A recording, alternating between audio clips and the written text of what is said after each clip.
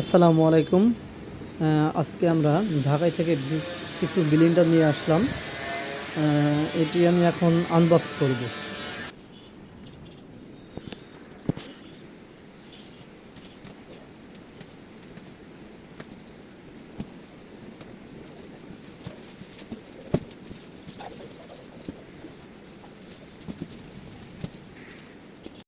এটি আনবক্স করার পর আপনারা দেখতে পাচ্ছেন জাইপেন কোম্পানির ব্লেন্ডার।